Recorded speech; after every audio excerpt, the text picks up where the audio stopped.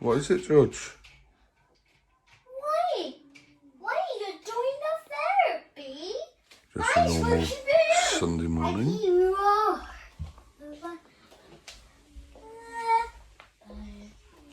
Look at downstairs. We're going somewhere. What are you doing?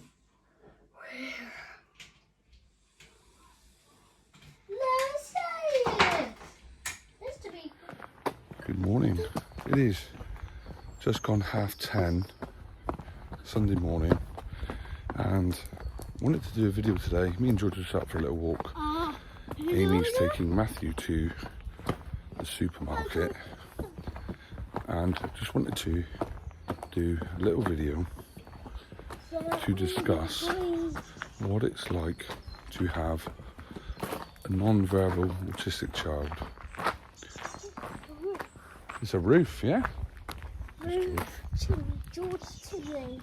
George Chimney, a non-verbal or non-communicative now. What is it? No.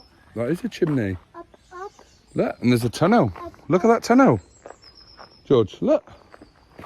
Look at that tunnel. There, look. Get down in the tunnel. There's a tunnel there.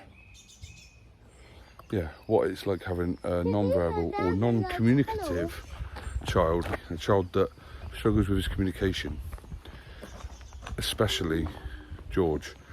Matthew sometimes as well, but it's more specific to George in this case.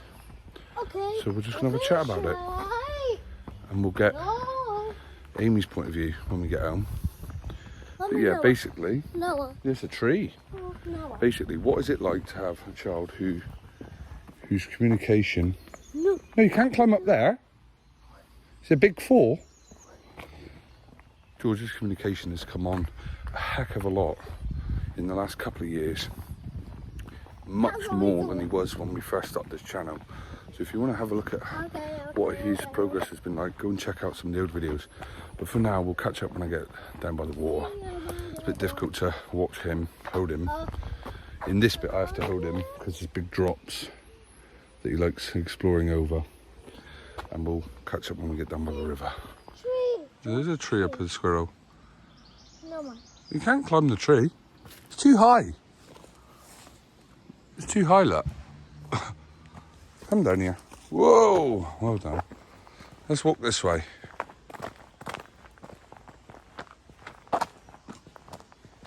Beanstalk. Up at the beanstalk.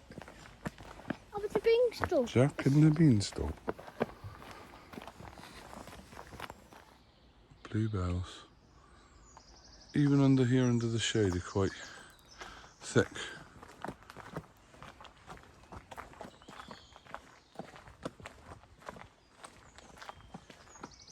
Now we are away from drops. I can let him go. This is a road though that does get used, so I have to be close to him for when cars come.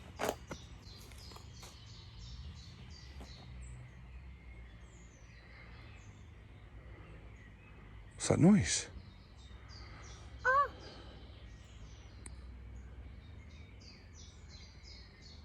Come on then. Let's go.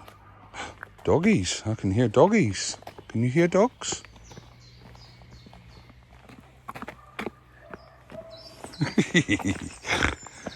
You're funny.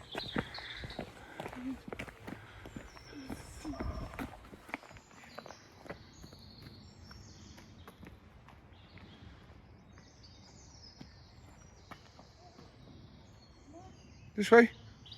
Come on, we're going this way. Good boy. Nice spot to stop. Let's have a look. Come on, quickly. Whoa! This is not really on our radar. Not the bit I wanted to go down.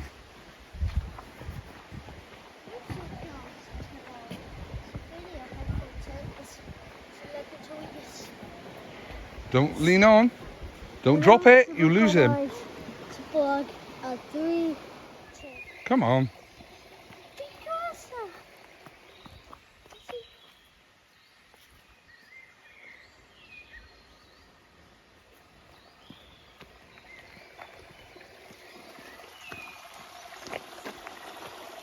Come on then. Go to the beach then.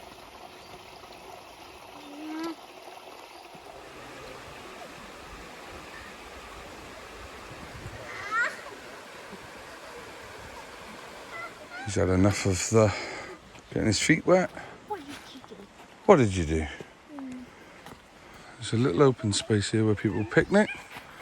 I don't know where we're going to go. He's walking away from where we got to go. Where are you going? You throw it in the river. Watch out. Whoa.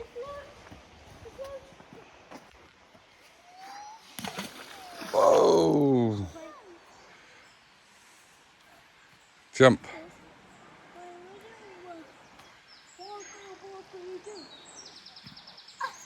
Try this one. You can do it. Hand tree. Hand tree. Hand tree.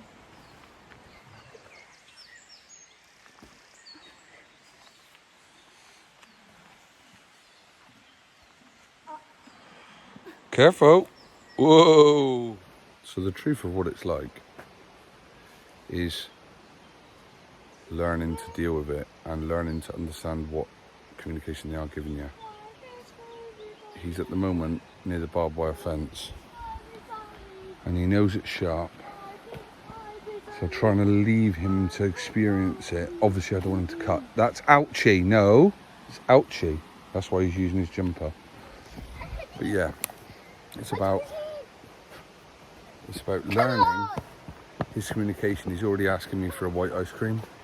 We're walking in the wrong direction for it, so we've got to spin back in a minute. But we've had a positive walk so far. I don't want to push him too far, so we're going to go and get an ice cream and then walk home. We'll see how we get on when we sit down for an ice cream. So the danger of George is knowing his risks.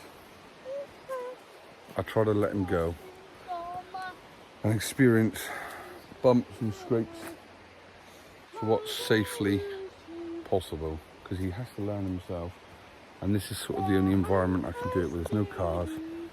Obviously there's other dangers, but I'm no more than 6 foot away from him. He gets the odd stinging nettle in it on his legs. But yeah, we'll head back to the ice cream van now.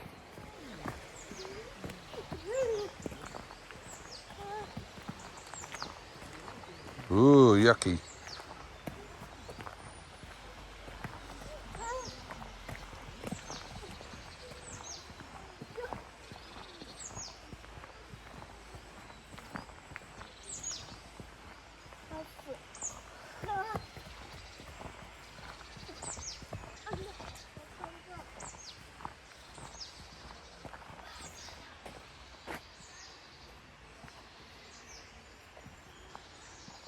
Well done.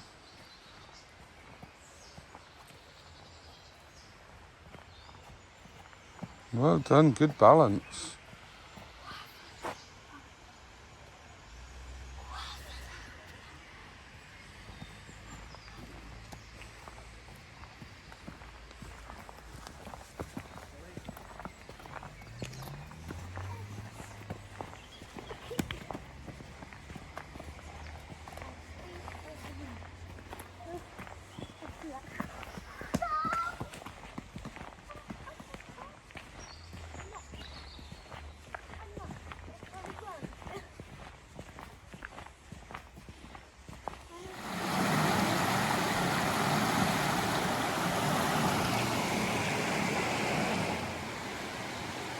This is Plym Bridge, the original bridge.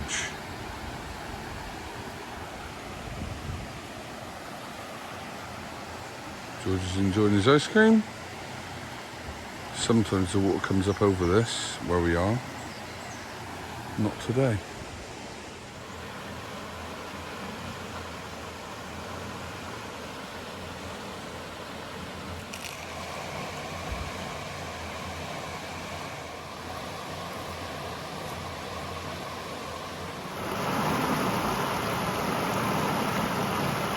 So what some of the things you can do if your child's non-verbal or doesn't have much speech, use PECs, which will help enforce communication. We used them a lot with George early on, not so much now because his speech is much better. That's not to say it wouldn't be a good idea to still use it.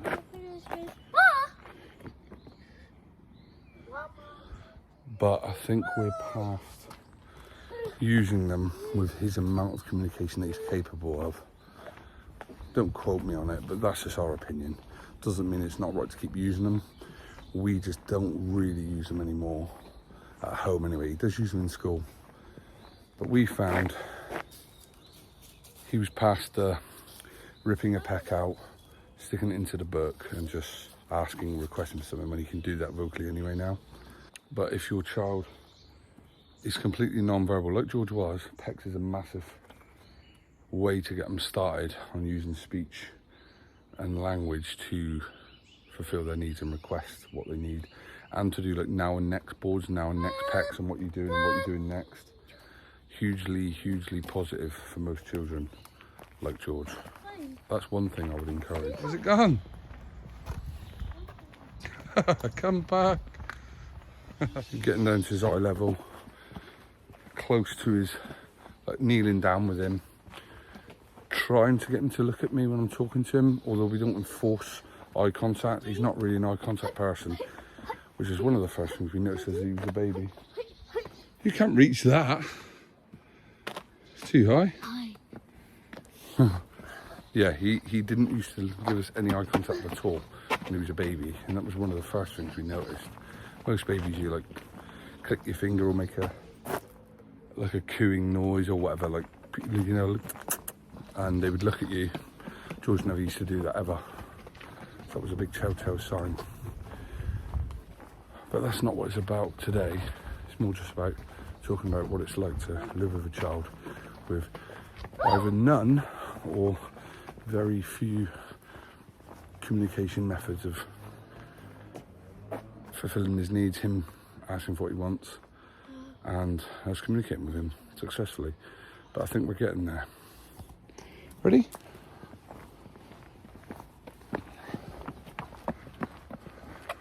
Walking.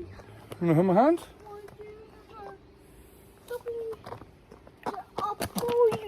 Want to hold hand? Not yet. I'm letting him pretty much walk solo, apart from when vehicles come. He's got a habit of sticking his leg out to him and then saying, George hurt, hospital and stuff like that.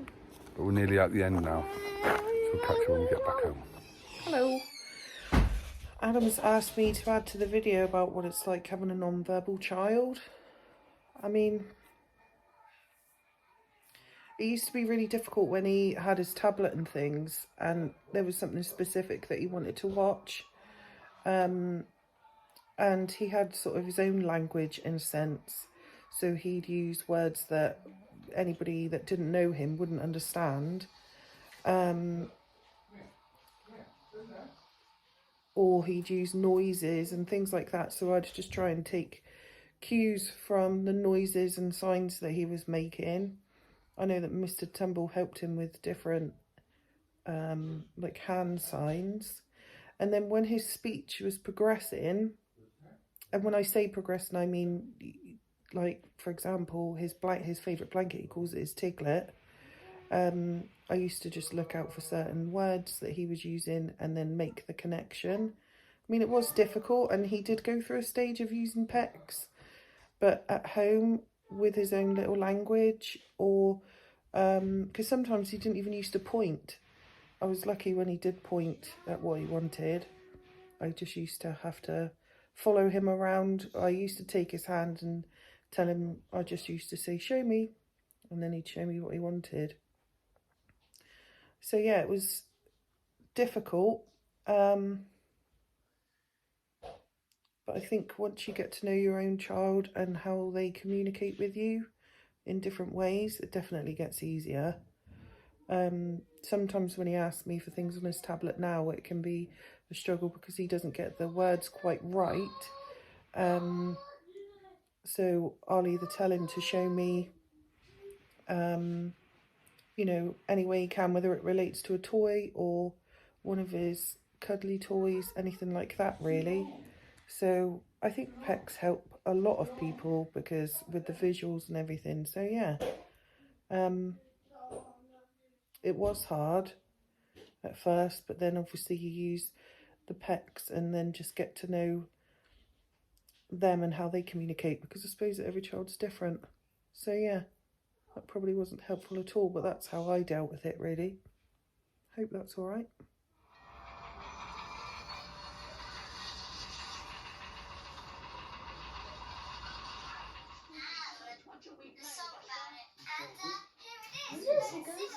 Ready? What do you do on a farm? What do you do on a farm?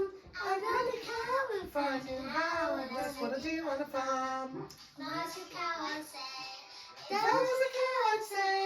Moo, moo, moo. There's a cow, I say. I said, Mom, that's what I do. What do you do on a farm? What do you do on a farm? I find a pig who can speak. That's what I do on a farm. If I was a pig, I'd say. If I was a pig, I'd say. Oink, oink, oink. Good night and day. If I was a pig, I'd say. I say oink. Christmas pigs do. If I was a pig, it's just animals. What do we do on a farm? What do we do on a farm? I tell the sheep to go to sleep. That's what I do on a farm. If there's a sheep, I say. If there's a sheep, I'd say. Ba ba ba. That the day if I was a sheep, I'd say. I'd say bear. Cause the moon on a farm. Cause the moon on a farm. Cause the bird, that's all, yeah, that's all I know on a farm. It's a mama. That's it. Yay! Well done, George.